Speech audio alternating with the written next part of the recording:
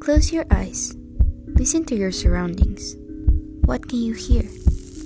Maybe your mom is cooking your favorite food. Or perhaps you can only hear that annoying sound of the mosquito in your room. We often rely too much on the eyes to perceive our surroundings. But the sounds, the smell, everything that's around you can also help you see. Not with the eyes, but with that other important part that all human beings have. So, should we start imagining? Buenas. Buenas also means hola in Spanish, in case you're wondering. Buenas, buenas, I'm glad to see you again, and if you're new here, come on, sit down. Let's chat for a while. Today's drink is a good, happy, nostalgic milkshake. Milkshakes are always good for the soul, and your soul deserves to be happy today. And if you're lactose intolerant, well...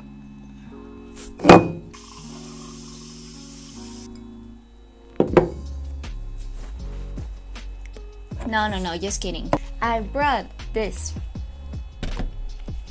See? I take care of you. So while I'm preparing this, let's talk about today's video, which is how to create a good atmosphere. The atmosphere is one of the most important things in a story.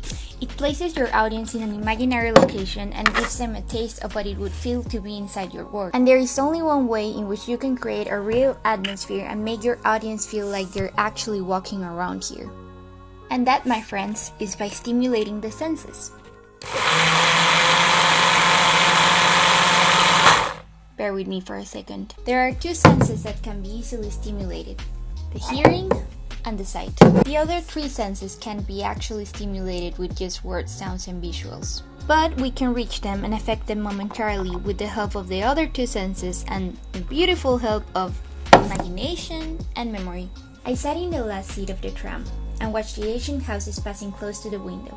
The laundry deck of one of the houses had 10 potted tomato plants, next to which a big black cat lay stretched out in the sun. I heard an Ayumi Ishida song coming from somewhere, and I could even catch the smell of curry cooking. Here, a glass of happiness.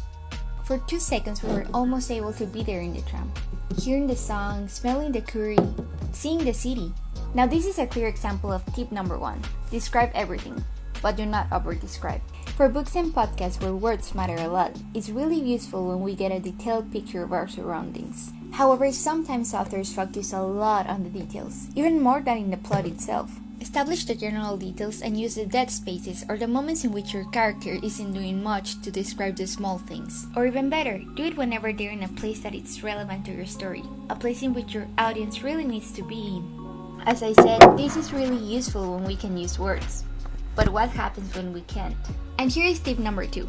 Use visuals that trigger feelings and memories. Remember Bruce's cake? Hundreds of movies have showed chocolate cakes, but somehow this one is the one that I remember the most. We see this giant creamy chocolate cake and little Bruce enjoying it so much. At first. And we can't help but think of the taste of the chocolate, of the feeling of eating your favorite cake. Sometimes it is as simple as using a pink light and a Turkish lamp to set a dreamy atmosphere. Now for the last tip, instead of being lazy and showing you blackness again, I'm actually going to take you somewhere this time. Come on, you can bring your milkshake. Welcome back. We are looking for a nice place to read a book.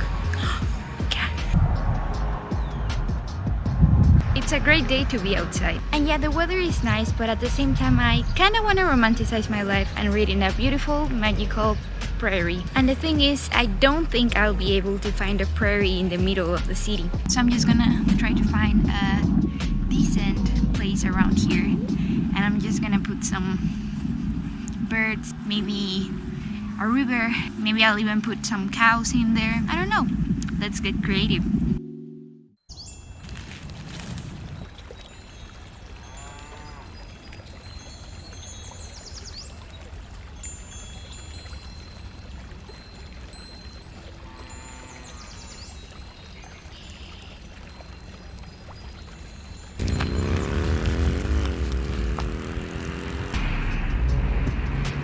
Layers of sounds. This applies mainly for podcasts and video, but you can build almost any environment you want just by using sounds. And the more layers, the better. Those ambience videos you see all over YouTube, they do exactly this.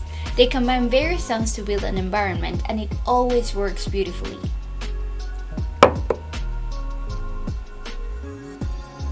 That was nice. Thank you for being with me today, and I hope you had a great time. Don't forget to subscribe so that you can join me in the next adventure. We have free, pretty decent drinks and a lot of imagination. Good luck and buen viaje.